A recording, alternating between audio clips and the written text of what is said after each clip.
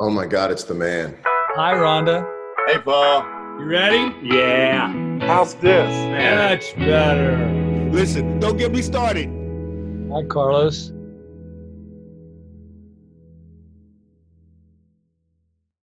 John, your first phone call to PRS has become internet lore. I have people here in the room that heard about that story, and one of the reasons they came to work for PRS was because of that internet lore. And I have my version of the story, but why don't you tell your version of the story? Okay. I think that I had just sort of cemented going out with Dead and Company. And I was looking at the history of post Jerry Garcia, Grateful Dead incarnations, and what the other guitar players were doing for gear. And I couldn't quite figure out what would be authentic to me. Like, what would I play in a way that would still keep my identity and be true to me? And I thought, it's kind of a PRS thing, you know? Like, what would the modern day sort of alembic be, you know? I went, it's kind of a PRS, you know? And so I remember getting on the phone with you. I was in the studio. I got on the phone with you, and I think one of the first things you said to me was, I've been looking for you. It was something like that. Like, I've been looking, funny you should call because I've been looking for you. Yeah. Does that comport? It's and the way I tell the story is that you had made this decision and announced it, and then you called PRS, and the person on the phone didn't believe it was you, and you had to hold up a picture of you. Say, it really is me. Oh no, I did do that. That's right. I don't remember. What happened exactly, John? I think that happened. Yeah, that happened. Yeah. I didn't remember till now, but that absolutely happened. Yeah, I do that from time to time. It really is me. It really is me. I'm like, and we found out right after that happened that Steve Vai had called and ordered an arm, and they charged him for it because they didn't know who he was. Oh God, I felt horrible. But I got to tell you, I don't think that people in the position of Steve Vai and myself really take that personally. I mean, in a way, either, but you know, we pride ourselves in trying to take care of our artists. Anyway, so then the way I tell the story is that you needed a tool to do a job, and you showed up several times to look at all the neck shapes, all the scale lengths, every different pickup we made. You tried everything in every position. You started to rearrange the Legos until we started to hone it in and make prototypes. And what you needed was a tool to do that job. And the first time I walked on the stage and you had those two tops and those two 410 cabinets and that guitar, and it sounded exactly like you needed it to get that whole ball rolling, I was, oh my God, John, thanks for giving us the nod and the chance to do it, because I never had the chance with him. Yeah, well, yeah. And thank you for helping me kind of carry a thing forward without, I just didn't want to be holding a guitar that looked exactly like it. You know, the one Jerry was playing. I didn't, you know, I mean, that's been the whole puzzle, is how do you pay respect to it without standing too squarely inside of the silhouette of the thing. And the really fun part of that for both of us was figuring out, well, what makes that sound? What are the variables that contribute to that sound sounding like that? So, and yeah, scale length. You don't know this. I called Jimmy Herring and we both went middle pickup. Middle pickup. That's right. In fact, solos on the middle pickup. When I played Wolf, the only pickup that was really working was the middle pickup. And when I say working, I don't mean working for me. I mean like operational. So the neck pickup had to shorten it. I think it was only one wire was, because, you know, obviously nobody wants to sort of touch it. And the bridge pickup was, I think, a little kind of what you call, well, it was a little bright. You call it ice picky. You call it ice picky. Yeah. And the middle pickup. Now, I'm not a middle guy. My entire life has been about taking out the mids. Yeah. And you actually turned me on to musical mid-range.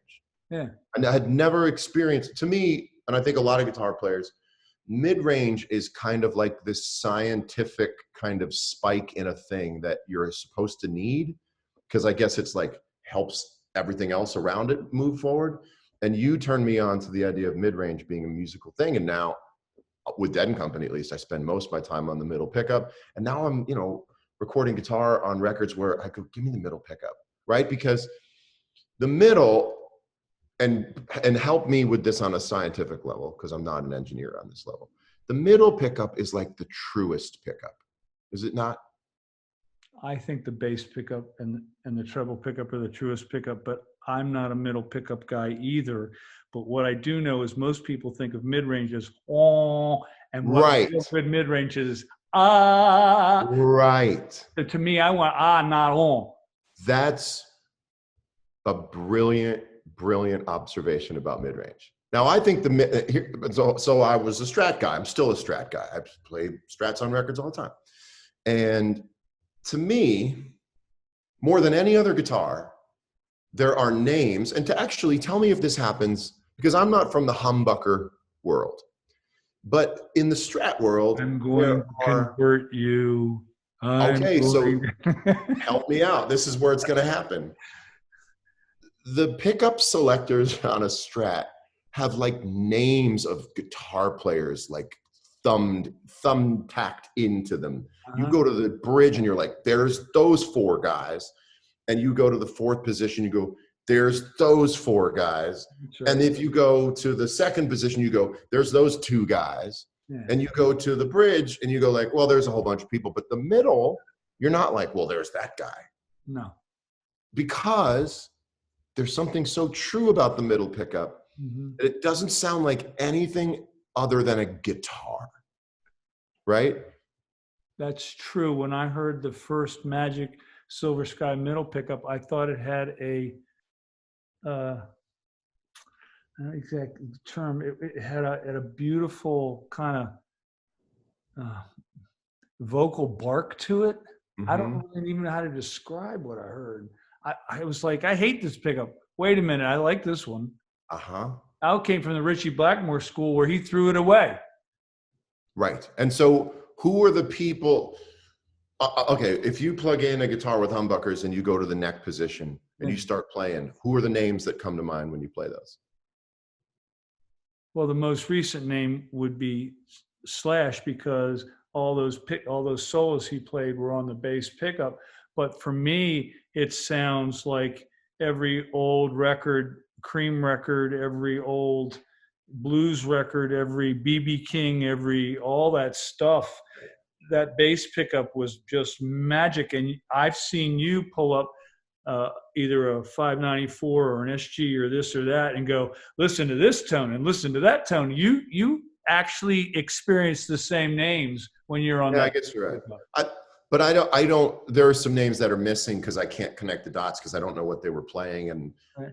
I mean, it's funny. You grow up listening, in some way, the music you listen to is tied in both directions to the guitars that are being played in those music. So somehow or another, falling in love with a certain guitar takes you to those guitar players. And I could also say, growing up, this might be, I mean, well, come on, let's have some sick fun. Let's have an edgy discussion. You can also say that there is on a behavioral science level, there are different demeanors of people I've noticed between humbucker players and single coil players. They're like, because they were into different bands, which were from different cultures, and they were different attitudes and different guitars, they're almost like different behaviors. Have you ever noticed this? Yes, and it's really hard to get a bass pickup, a single coil bass pickup, to sound extraordinary if there's too many people in the band. You've got to have less people in the band. You said to get a single coil bass pickup solo to sound beautiful, the band's got to leave you a lot of room. Hence, Stevie Ray Vaughan and Double Trouble, right. Jimi Hendrix Experience. Wow. Your band that I saw left you so much space in the middle that you could hear every note that you played. Those guys never walked on you. Right. I mean, they just. And if they did, no, I'm kidding. Well, the time out. That's a band leader comment. Kidding. Yeah. So let's change this subject. Although I did send you a new bass pickup for one of your guitars, you should have got it the other day. I have not seen it yet, but I cannot wait. I mean, for Oh, people watching, this is not like you and I going like, oh my God, hey, Paul, it's good to see you. How have you been? Like, we would be on the phone at this anyway. hour.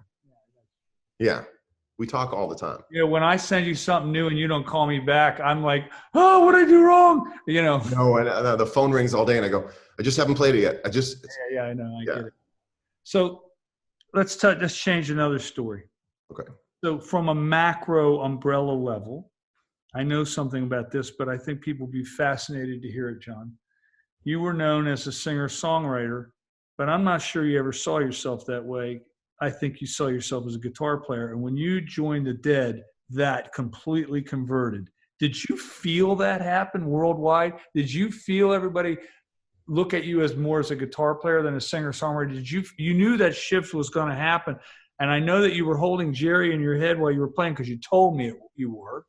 Mm-hmm. Mm-hmm. What about that shift? Do you remember? That's a great I question. had other guitar players come up, and really famous guitar players, and go, whoa, what's going over on that camp? I looked at it like, okay, because of who I am, all the little, I mean, you can almost say like people are like frequency, you know, they have spikes and they have dips. Because of those spikes and dips as to who I am, I can only play a certain kind of music to suit my singing songwriting. Nice. So I have maybe I've got a big paint bucket of one thing or another, but I only use a little bit for here. Or I can't use that color because it doesn't work here. My vocal range is what it is, and my theoretical mental range is what it is. And I'm always into the authenticity of that, right? Like if I could join, I always thought if I could join a band and I wasn't limited by the scope of who I am in terms of being a singer-songwriter, Story I wanted. there's 100 other records I could make if I weren't beholden to who I am as a singer-songwriter. And when that got lifted, then for me, all I remember was being like, oh, I can use the full range of guitar playing. Right. You know, you are who you are. And I see this all the time now with people who are trying to like be a little literal in copying what I do. And like, how do I get that? Well, I go, well, I've got thumbs that are giant, right? And I played in a way that this became an advantage, but someone else has something anatomical or physiological or mental or creative that gives them that edge. So I'm a little confined by it as I get older, but that's only because I've been so lucky to sort of have this thing that I'm able to do kind of go so wide and far. But I was running, I mean, you know, you get to a certain level where you just have to keep making this music that you believe coming from yourself. And that is a limited thing, but it's not all the music I could make. So when I was able to get into Dead & Company, I was like, oh, I get to sort of have full range of all the colors of paints. So the first time I saw the show from the board, I went out to the guy who was incredibly good mixer out front. Yeah, Derek's great. Derek's great. And he was the only sound man I ever saw stand on the stage for at least a half an hour to listen to each of the amps to make sure that what he had up front was the same as on the stage. Mm-hmm. I've seen Wynn do that. It's the only other person I've seen do that. Anyway, they gave you so much room. You would start into a solo. If it lasted 3 minutes, that'd have been okay. Had it lasted 12, they'd have been okay. You had so much room, John. It will never occur that way again. That's why I appreciate every single show. I mean, you know, you hear people sort of lamenting that they didn't make the most of a thing while it was occurring. That has never happened here. I have been aware since the inception of this band that I wish I had 6 more eyes on my head to see it all. I wish I had 4 more brains to remember it all. And so every time I'm involved in it, I'm just sucking it up, taking it in, because there will never be another experience where I will have that ability to fly in someone else's airspace. That airspace was created by some people many years ago in a way that is unforgettable, will never be forgotten. Right. And I get to fly in this air. in these air currents, right? And that's one of the hardest things to do, is to compose music that you can play over in a way that's exciting to you and the audience. It's like flying these aerials in these air currents that have already been invented, so that all you have to do is just fly in them and try to do the best you can there. I don't think anybody really understands how much that music swings and how much bop it is involved in it as well. But that's a whole nother conversation. Oh, it's a whole nother. I mean, what? Well, yeah. Yeah. So you finish the sentence. You finish this sentence. All right. John Mayer loves watches, sneakers, fashion, guitars, music, songwriting. Blank, blank, blank, blank, blank, blank, blank. Funny ideas. John Mayer loves ideas, the good ideas. I don't care what they are. I love ideas. Oh, here's a funny idea. Here's a cool idea for this. Here's a cool idea for that. I just love ideas. That's all I am, is ideas. Do you want a tobacco sunburst silver sky? No, I don't want a tobacco sunburst silver sky. What colors are historical that you want? I'm sorry? What colors are historical that you want? That's a great question. I love the surf colors. I love sonic blue, surf green, coral pink, shoreline gold. I love those. I love those. You know, when we were digging into Silver Sky, part of it for me was like, what's coming with it into the future and what's not, and what are things that people just keep doing because, well, that's the way we've done it. Hold on a second. We're going to repeat that answer. Can't let anyone know Paul has a dog. No. It's me. You know, I've said it before in an interview, I think, but what I like to do, or what I liked to do, and I want to keep doing it, is go, okay, what are the things that a company is beholden to because that's the way they've always done it? And what are the things I can take from it and go, well, here are the things I love about the guitar and I want to move it forward. And I've said before that there's nothing else in the world that is sunburst anymore. Sunburst, you would see a chest of drawers that were sunburst. You would see an old Zenith standalone stand-up radio that was sunburst. So I look at it and I go, if I want to go futuristic, not futuristic, but modern, well, where else is there a sunburst thing? And you can also say the same thing for tortoiseshell, but you do see tortoiseshell sunglasses, glasses. You still see combs. You know, there are tortoiseshell things. The idea of there being something sunburst still, just because that's what we've been seeing, right? So guitars mirrored the paint colors and finishes of the day, right? We all know that they were using paint colors that DuPont was making for the automotive industry. Well, where else are there cool paint colors? Well, what about the laptop I'm on right now? Space gray. Well, I relate to that more than I relate to something that's sunburst. What about Tesla colors? What about, you know, I'm starting to see car colors that are using this sort of like inserting gray into colors. Have you been seeing this? You'll be on the road and you'll see, because you're a color expert. People don't understand you're a color expert. You'll see like a Jeep or something and it'll have that blue, but then like 30% gray into it now. So everything has this slightly earthy tone to it. You know what I mean?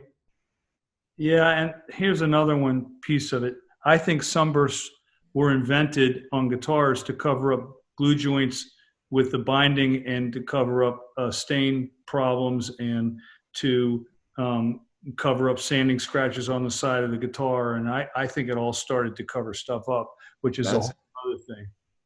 That's interesting. Do you make you make a sunburst? Oh God, we sell so many sunbursts. Yeah. We got a new thing, John, where they're taking and I can't even really talk about it, but they're staining bursts with a rag and they're not doing it with a spray gun. And they just figured out a way to combine it. It's the most beautiful thing.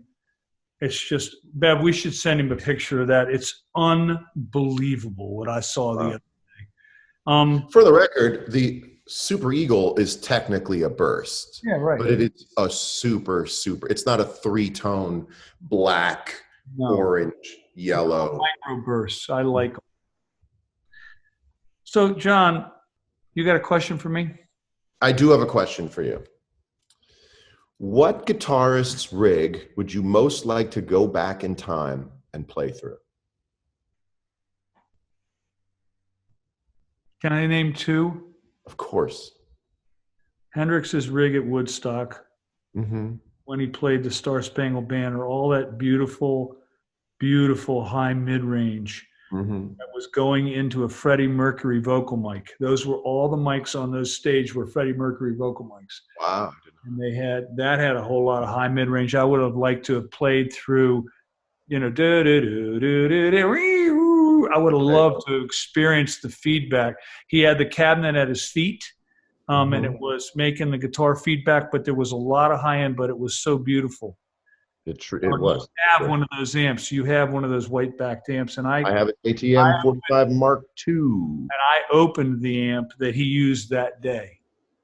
So that was interesting. The other one is I would have loved to play through the Comfortably Numb rig in the studio when Gilmour played that solo.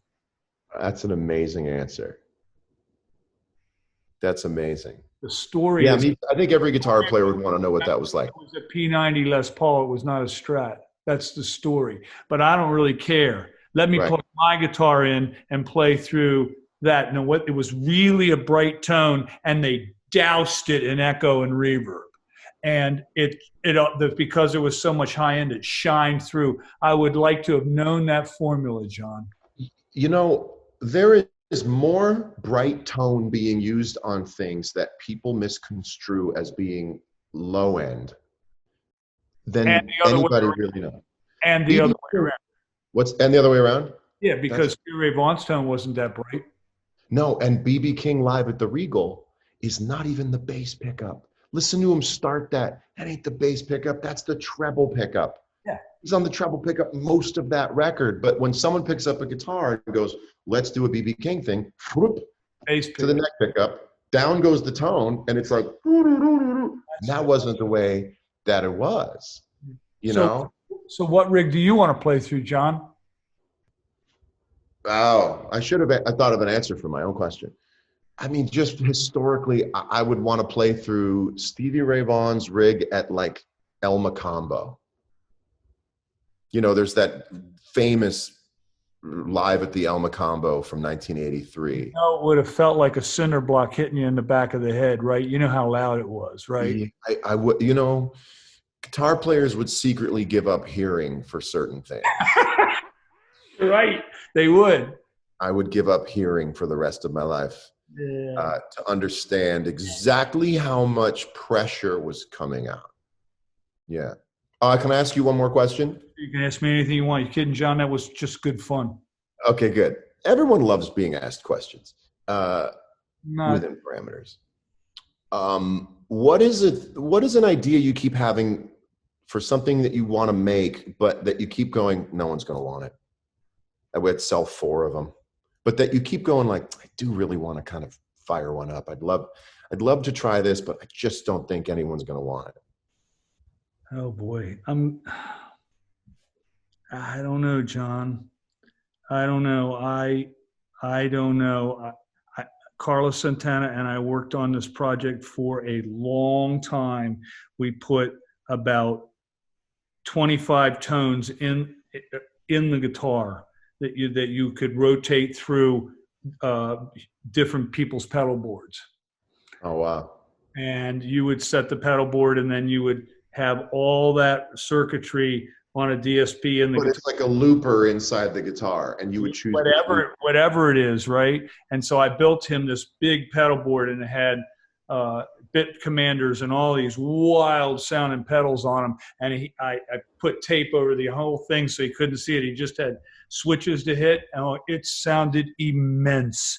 And I wanted to put it in the guitar so somebody sitting in a store just goes click, click, click, click, click, and you know, oh my God, oh my God, oh my God, oh my God. I think it's a good idea. Never going to make it. Right. I love hearing about things that are good ideas that nobody's going to want. It excites me tremendously. I have one more question for you.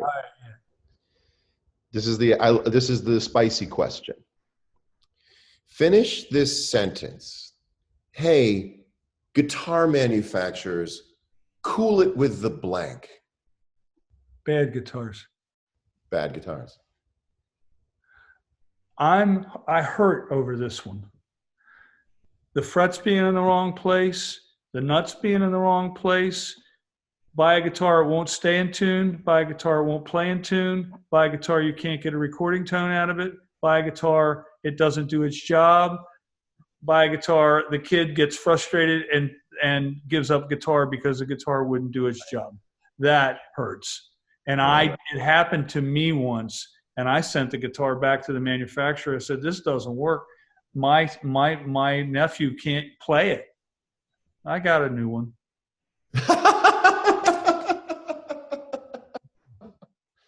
Amazing. That was a much better question than a much better answer than I had a question. That's great. I hate bad guitars because they could have fixed a few things. Look, if the toaster don't work, it burns it on one side or the other. Right. Or the toast comes out and flips up onto the counter, or one side of the toast is worse than the other. That's because the people that made the toasters didn't care. Right. Right. I want the toaster to work. It's simple. Right. The problem is guitars, it's a little complicated. When I started my career, I look at the Tisco Del Rey picture in the Sears catalog. They still had to make pickups, John. They still had to put tuning pegs on it, still had to put frets on it, still had to put a nut on it, still had to put a bridge, still had to make a pick guard, still had to spray it, still had to do this. But my thought was, well, why don't you do each one better, and then you don't waste your time. Well, that's a very you're in a minority of people who say, as long as you're doing it, why not make it great? You're not. You do that in the studio, John, every day. Oh, I think that's why we're attracted to each other. I mean, we probably could have had similar to the same success, but had a lot more time to chill out and relax. But I don't think we're all that interested in anything if we're not able to control the quality of a thing like that. Like, I don't go to bed at night going like, sure, sold a lot of those. I go to bed going like, we got closer to the essence of what the idea is, especially with songs right now. Like, I'll come home from the studio and I'll be miserable because it's what I call sawdust now. Sawdust is when you're in the middle of an idea and you're not through the tunnel to where you're sure it works, but you have to stop for the night because sleeping is important. And you go home with no music on in the car and you just go, I got nothing. And then you wake up the next morning and you go, let's go see what we got. And maybe that day or maybe the day after, it finally screws together and you go, it worked. It's a quality thing. Knowing that you could have put the first thing out and it would have gotten 80% of the people, and that would have been fine. It wouldn't have changed your quality of life, but that you would have always had a nagging void in your chest for the rest of your life about it. Well, yes. And you and I are into plugging the nagging void of something not being right. I hate it. I can't stand it. Thank you so much, John. Thank you, Paul. You are the most, you might be the most interesting man. You are the most interesting man. Well, let's see how red I am. You make my brain hot. No, it's great. It's great. Anytime you want to do this, I'm here. I want an espresso. Yeah, I'm gonna make myself another one because I'm not happy unless I feel sick to my stomach. Thank you for the fun morning. You guys. Bye.